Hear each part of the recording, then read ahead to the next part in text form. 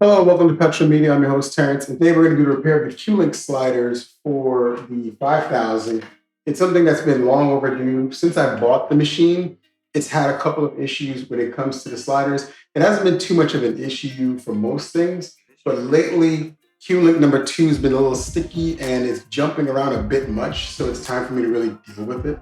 So today, we're going to do the teardown because I thought I had more time in the day, but I really didn't. I had other things to take care of today. So I figured, you know what, I'll do the teardown today and then prep it for tomorrow, and then we'll finish it tomorrow because that's when we'll do all the soldering.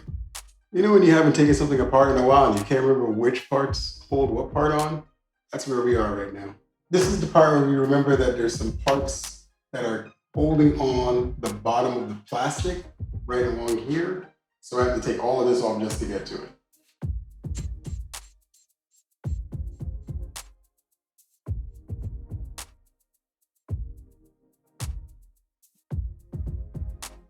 If you've never been inside of a 5000, this is what it looks like on the inside. Just inspecting some things really quick just to make sure everything's all right before I move forward. The hard drive I put in there temporarily because I knew I was going to be taking it apart today. And I haven't decided which way I'm going to go with what's going on with the hard drive. So for now, I'm just going to disconnect it and set it aside. This plastic is like the most stubborn thing. It never wants to come off. And you don't want to break it, but it is a pain in the butt trying to get it off.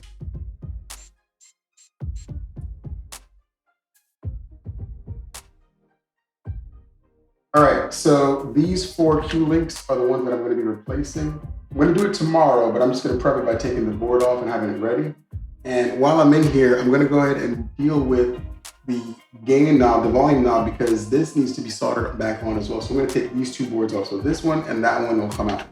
But it's super stubborn. I don't want to break this, so I'm trying to be careful. Taking it bit by bit. Because this board is hard to find now. All right, so on the back, what we're looking at is 4 points of contacts per slider, and then 2 secure solder points that hold this whole thing on here. I'm going to be using a variable temperature solder iron. That way I don't damage any of the traces because, I mean, these are in a little bit better condition than the ones that you would find on like a 2000 XL or something like that. But still, I want to make sure I take care of it. It looks pretty secure. I think the switch is just, the potentiometer is just loose, but it's been working. So I guess I can leave this one alone. So I'll put this back in. It just seems so loose, but the body of it is not moving. So let me not get too critical on it and cause an issue that I don't need to create. I'll just live with it being what it is for me. The 5000 is in great condition. I'm thinking about changing the pads back. I do have a pair of black fat pads and they didn't feel bad. Initially, I wasn't used to it, so I was like, let me go get the actual original pads. But I think I'm going to save these for in case of anything, like, because they fit the 2000 XL as well. And I have the black one, so I think I'm going to put the black ones back on. So for now, this is where we're going to stop with this, and I will finish this tomorrow. All right, so to do the repair, I don't really need a lot of things. The best investment you can get is a variable temperature soldering iron. You want it to be hot enough to melt the soldering iron, but not hot enough to burn the board or the traces. Otherwise, this whole thing is basically done. And you want to start at a lower temperature and work your way up. So you know what, I'm even going to start at 300. That's probably smarter. And then as I see that it's not working, then I'll add a little bit more heat. And I have an on and off switch, so this is perfect. This one is designed where I can just lay it down and it won't be an issue. It's about 60 watts. The brass in here is to clean the point so that it's actually useful, because you need the tip to be clean. If you don't clean the tip, it's just going to be a pain in the butt later on. In here, we have flux paste, which I use this a couple of different ways. I don't necessarily need it on here. What I end up doing is using it to help clean the tip when I put it inside of the brass. Some good non-lead solder.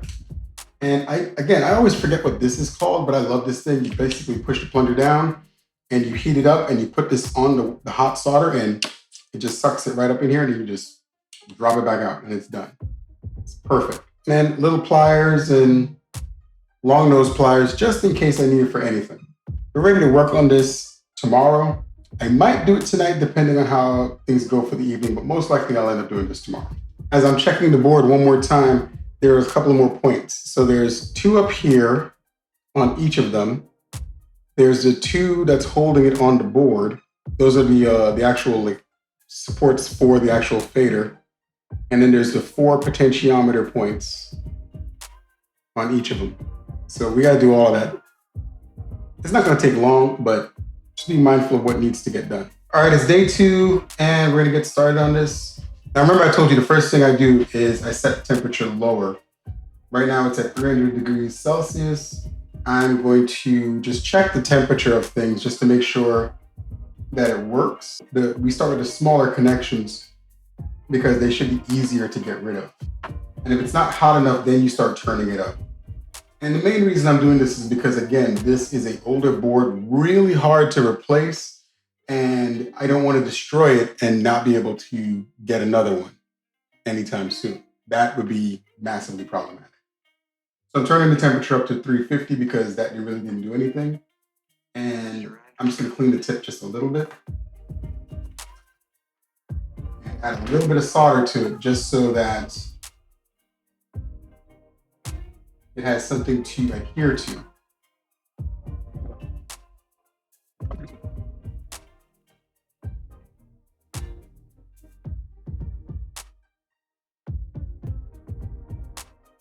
All right, so again, trying to be careful. If you notice here, these 2 rings are out of place. Now they don't actually do anything, but because of the temperature, it seemed to have lifted it up off the board. This is why I was saying you're going to be careful.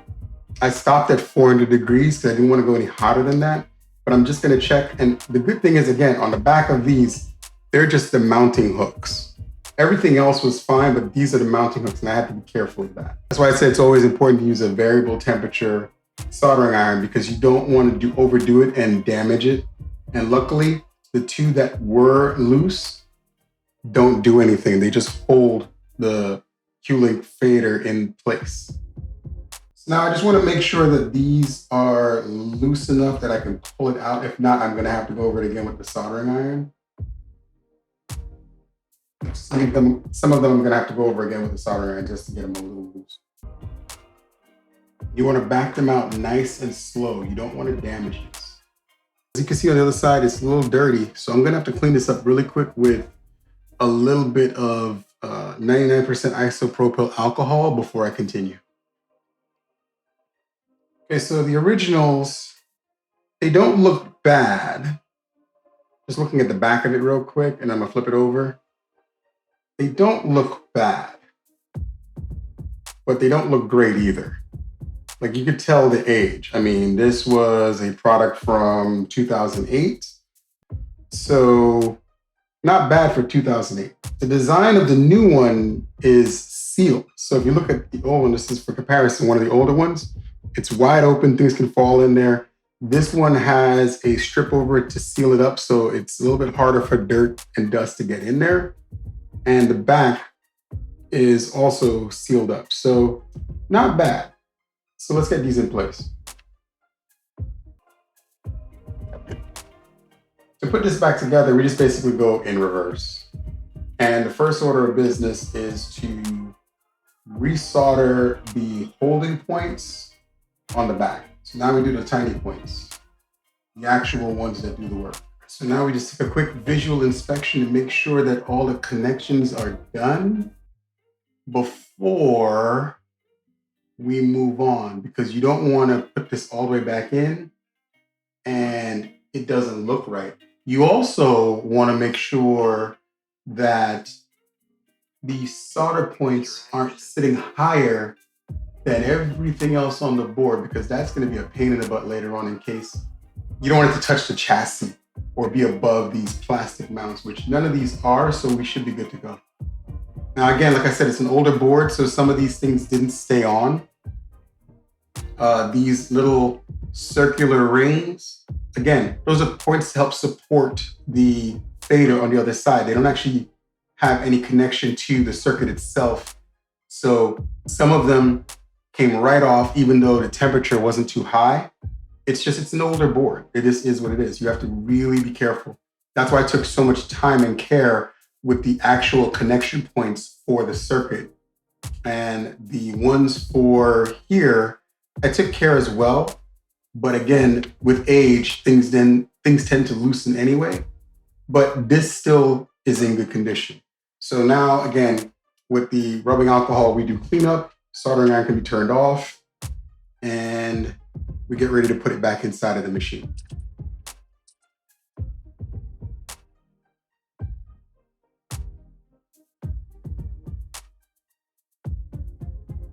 The hardest part of putting these things back together is dealing with the ribbon cables. Ribbon cables really don't want to stay put. They can be really a pain to get into place. For example, this one is really short. So it's going to take a little bit of finagling because you want to make sure it's connected. Because once it's connected, you're good. But as long as it's not connected, it's a pain. The one next to it is the actual one for the pads. And that one, I remember when I changed the pad sheet, was a nightmare just because it just refused to stay put. What do I mean by that? Well, it would go in. I don't know if that's all the way in. I'm gonna have to check it. I feel like that's not all the way in. But I would check it. It would seem like it was good. And then once I got everything else in place, it wasn't good. So I had to do it again, and do it again. Because the bottom row of pads just would not respond. So I had to keep checking it. But once I got it into place and it was in a good position, then I was fine. So let me just make sure that this bottom one is in a good position because it just feels like it's not. So I'm going to hold it, kind of pinch it just a little bit, make sure it's all the way in and then tighten. And then I'll check it before I close everything up because you want to make sure everything is actually working before you close these up, especially with this one. This one being older, it's a bit of a headache. You have to unscrew things from the bottom and the top just to get this into position. All right, so everything is back in place and I did a couple of things off camera just because it was a little bit easier.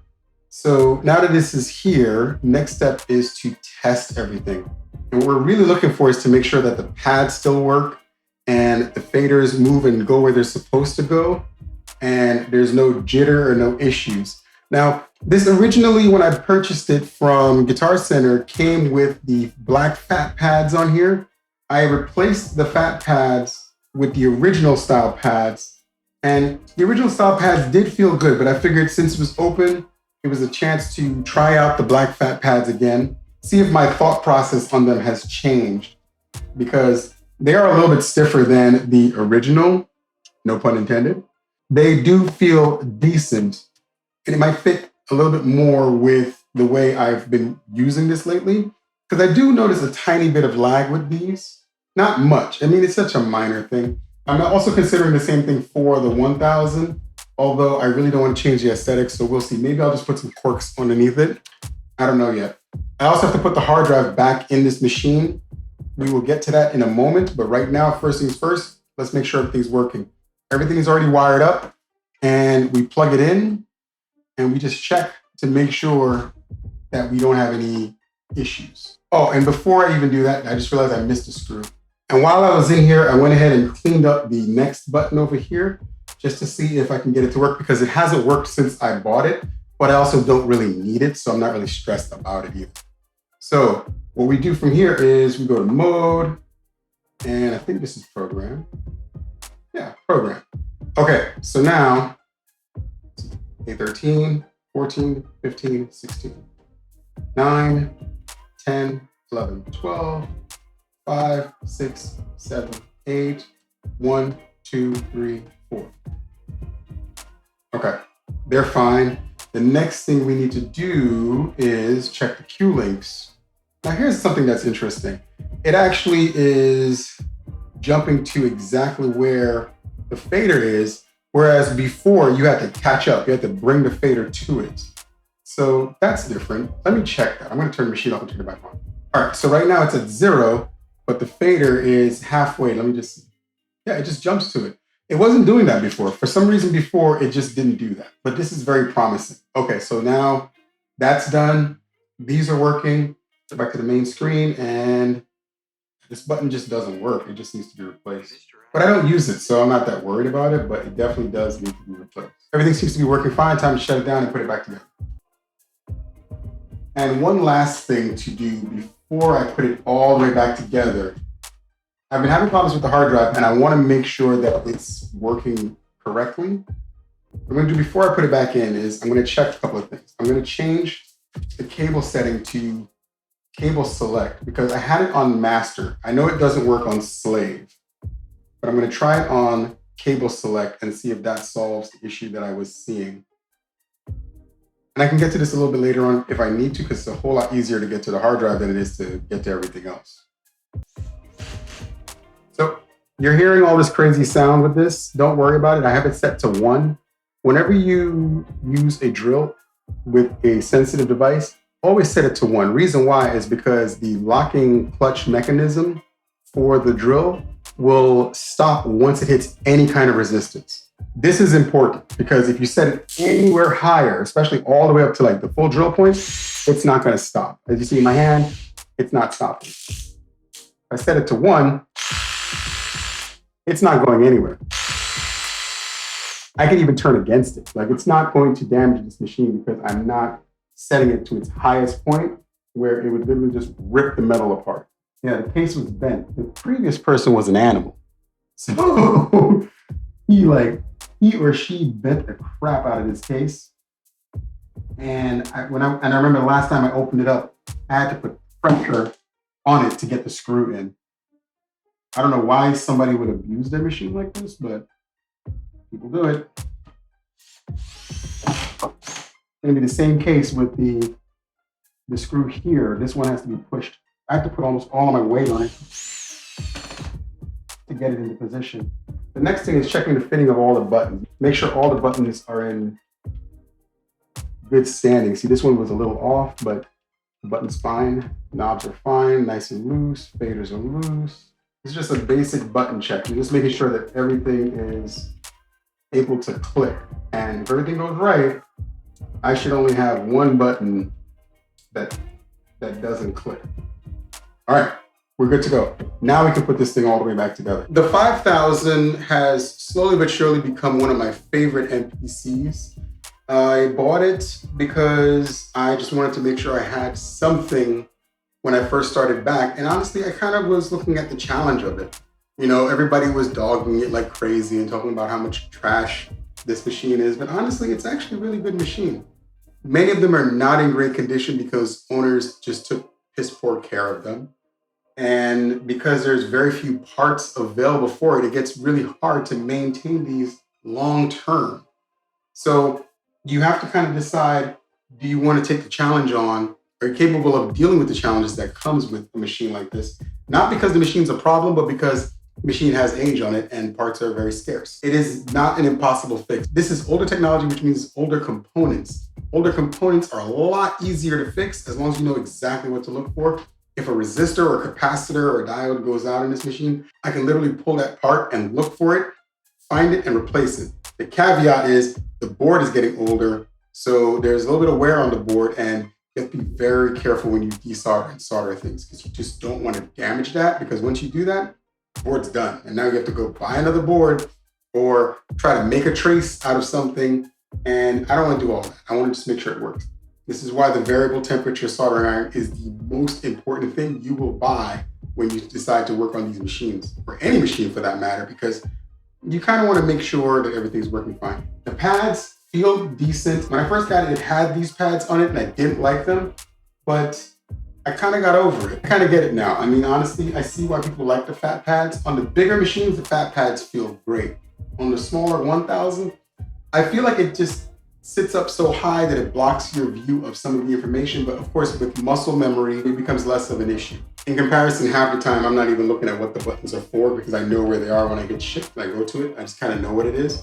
But still, I kind of am debating whether I really want the pad to sit up because I like how this is. That being said, this is brilliant. So in closing, love the 5000, love working with it. And I'm getting to know the synthesizer a little bit more. I haven't been using it too much, but overall, not bad. If you like what I've been talking about, like, share, and subscribe, and let's discuss what are your pros and cons with the 5000. What do you like about it? What don't you like about it? And have any of you played with it? Have you tried one out? I'd love to hear your experience with it. Catch up with you guys later.